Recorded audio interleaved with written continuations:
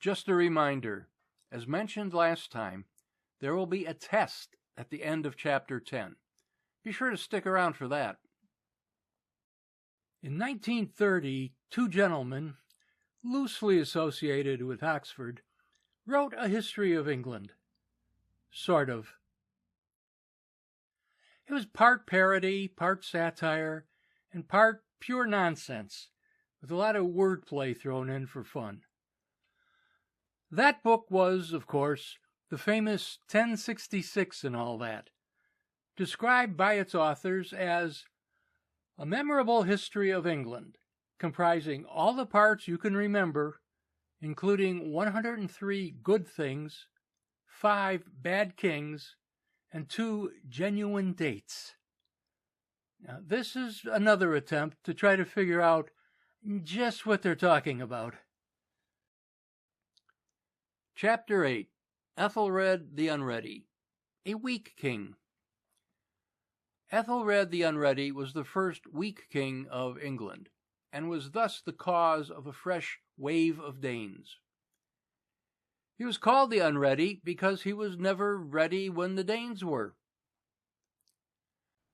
In the name Ethelred, the first element, Ethel, means noble, which is why many of Alfred's family had it. The second part, red, means well-counseled. So unready would mean poorly counseled, not unready as in modern English. And it wasn't called that at the time. The epithet didn't appear until about 150 years later. I should point out, we're not going to have a lot of illustrations for this video, since we'll be mostly talking about the same handful of people and events throughout the 3 chapters. Rather than wait for him, the Danes used to fine him large sums called Danegeld for not being ready. But though they were always ready, the Danes had very bad memories and often used to forget that they had been paid the Danegeld and came back for it almost before they sailed away. By that time, Ethelred was always unready again. This paragraph is a highly mangled summary of 37 years. Danegeld was a tribute, not a fine. It was due annually, so the Danes returned each year to collect it, not because they had forgotten about it. Finally, Ethelred was taken completely unawares by his own death, and was succeeded by Canute. Ethelred died at about age 50. He had been in ill health for some time, so he wouldn't have really been unawares. It would have been expected. A lot of people would say that 50 was quite old at that time, but that's not true. Yes, average life expectancy was only about 30 or 40, but that's because child mortality was so high. When half your population is dead by age 10, the average tends to drop. In reality, if you made it through your teens, you could easily make it to 60 or so, unless you're always fighting wars like a king would be. He wasn't directly succeeded by Canute. First was Sweyn Forkbeard, who usurped the throne, driving Ethelred into exile. Sweyn only ruled for about 6 weeks before dying. Ethelred returned for another 2 years. He was briefly, about 7 months, succeeded by his son Edmund II Ironside, then Canute, who was already ruling the Danelaw, took over. Chapter 9, Canute, an experimental king. What the heck is that supposed to mean? Try him for a while to see if he works? He was king of England for 19 years. Quite an accomplishment in those days. This memorable monarch, having set out from Norway to collect some Danegeld, landed by mistake at Thanet and thus became king. He briefly touched ground at Thanet, Sandwich to be precise, but then continued along the south coast of England, creating his greatest havoc in Dorset, Wiltshire, and Somerset, before setting off north into Wessex. It took a lot of fighting over the next 2 years before he thus became king. Canute began by being a bad king on the advice of his courtiers, who informed him, owing to a misunderstanding of the rule Britannia, that the King of England was entitled to sit on the sea without getting wet. But finding that they were wrong, he gave up this policy and decided to take his own advice in future, thus originating the memorable proverb, "Paddle your own Canute," and became a good king and C of E, and ceased to be memorable. After Canute, there were no more aquatic kings until William IV, see later, Creation of Peers. More mumbled gobbledygook. We covered Rule Britannia in the last video. The legend is that he had his chair set on the seashore as the tide was coming in. He told it to stop, since he was such a great king and all, but it didn't. He then told the onlookers that kings really weren't worth that much after all.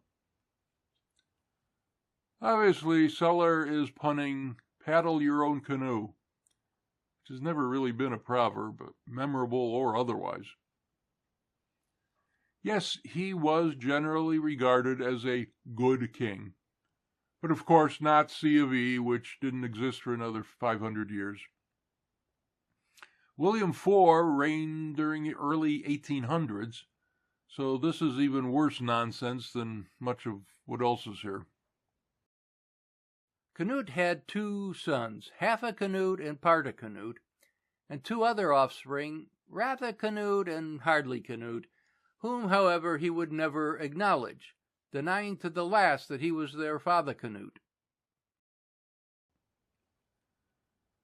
Canute had 2 sons, Svein Knutson and Harold Harefoot, and a daughter, Gunhilda, with his first wife, Elfgefu, and a son, Harthacanute, not half a Canute, with his second wife, Emma of Normandy. The other names here are just silly Sellerisms.